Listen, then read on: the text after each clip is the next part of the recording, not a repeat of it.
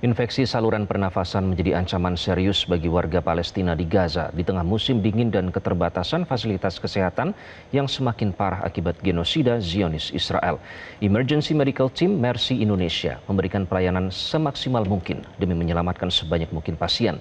Mercy juga mendesak dibukanya akses perbatasan seluas-luasnya, khususnya untuk masuknya obat-obatan dan fasilitas medis.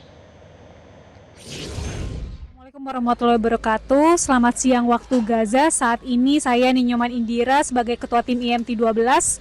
Saat ini saya masih bekerja di Rumah Sakit Syuhada Al-Aqsa di daerah Gaza Tengah, tepatnya di Derbala. Saya bersama dua orang rekan saya, yaitu Sister Nadia atau perawat Nadia dan juga Dr. Reynaldi. Saat ini kami masih bekerja di sini untuk membantu kolega-kolega kami di sini dan tentunya untuk membantu saudara-saudara kita yang di Gaza untuk membantu percepatan penyembuhan beberapa kondisi penyakit yang sampai saat ini masih mengancam warga Gaza. Teman-teman, kita ketahui sendiri bahwa saya memang saat ini di Gaza cuacanya dingin ya, kita menyebutnya winter season. Banyak sekali penyakit-penyakit yang muncul selama masa musim dingin ini. Salah satunya adalah infeksi saluran nafas. Infeksi saluran nafas sendiri kasusnya sangat banyak dan 80%, lebih dari 80% pasien datang ke IGD dan masuk ke rawat inap, baik rawat inap ruang rawat biasa, medical ward ataupun di ICU, itu semua dalam kondisi infeksi saluran nafas.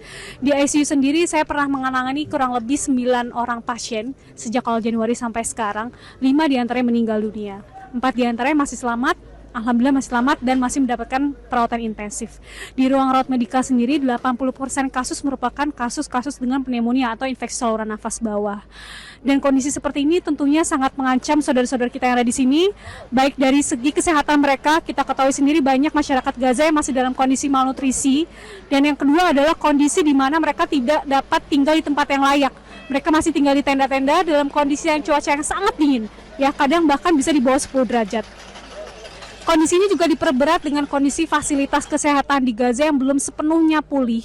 Bahkan bor rumah sakit untuk medikal, kasus-kasus medis yang biasanya 30-40 pasien, sekarang kita menangani ratusan pasien. Sehingga bor rumah sakitnya meningkat hingga 3-4 kali lipat. Teman-teman bisa bayangkan bagaimana beban rumah sakit yang ada di Gaza sekarang.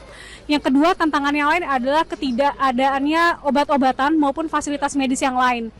Mungkin kalau misalkan di Indonesia kita bisa ngelihat ya, kita bisa memberikan banyak antibiotik yang macam-macam untuk pasien-pasien kita, tapi di sini kita punya obat-obatan yang sangat terbatas.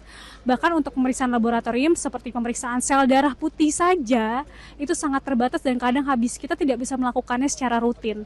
Yang kedua, pemeriksaan seperti analisis gas darah, lalu juga pemeriksaan PT-INR yang untuk melihat adanya faktor pembekuan daripada pasien, apalagi kasus-kasus seperti pengentalan darah pada pasien-pasien di sini sangat cukup banyak ya akibat kondisi imobilisasi.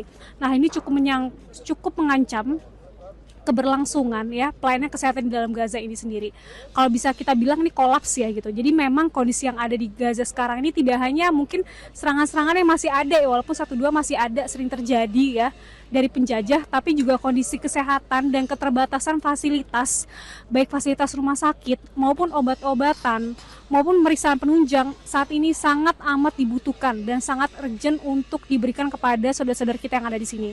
Untuk itu kami dari tim IMT 12 mewakili Mercy Indonesia mendukung untuk supaya pihak-pihak ya yang punya hak atau dalam artian punya wewenang atau dalam artian punya kapasitas untuk membuka blokade seluas-luasnya untuk fasilitas medis untuk saudara-saudara adik kita yang ada di Gaza ini. Terbatas ini membuat kita mempunyai kapasitas yang lebih kecil dibanding kita mungkin yang ada kita lakukan di negara-negara kita.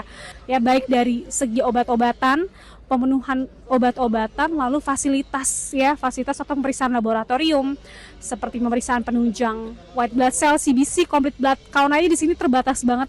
Pemeriksaan PT-INR ataupun kultur sputum bahkan regennya udah expired dan hasilnya itu banyak banget yang negatif palsu. Itu menjadi tantangan buat kita sendiri ya. Jadi dengan kondisi yang ada sekarang, saya berharap semua orang, semua pihak yang memiliki kapasitas untuk membuka blokade seluas-luasnya untuk membantu meningkatkan akses layanan kesehatan yang ada di Gaza sekarang, dalam rangka kita membantu ya saudara-saudara kita yang di sini yang mungkin sekarang kebutuhannya itu sudah tidak hanya mungkin sandang, pangan, papan, tapi juga segi kesehatan yang merupakan kebutuhan primer juga untuk saat ini. Sekian dari saya, Indira melaporkan dari Gaza Tengah, Derbala. Jelajahi cara baru mendapatkan informasi. Download Metro TV Extend sekarang.